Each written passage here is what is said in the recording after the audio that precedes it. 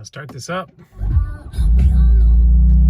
and you're gonna see that oil service is due soon. Okay, this is how to reset your oil service indicators. So without your foot on the brake, just press the start-stop button to turn the ignition on, and it will not start. And now you have to wait for that little service thing to go away. And after that's gone, you can press this button, your trip odometer reset, and just hold it in for a while until this engine oil reset possible thing comes up. Now, if that doesn't come up for you, it's probably because you didn't wait long enough to hold this in. That other service indicator has to go off first before you do that. Now, once it's up, you can, oops, I waited too long. Once it's up, you can keep pressing it and it will scroll through.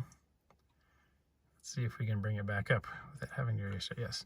So once it's up, you can scroll through all of the other things that you're supposed to do.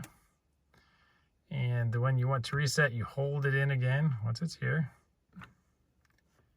Okay, let go, hold it in again. There we go. Now it is resetting. All right, so I'm good for another 11,000 miles, but I won't go that long before the next one.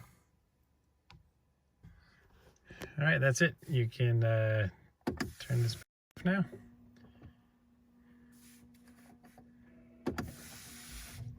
Now when we turn it on, we're good to go.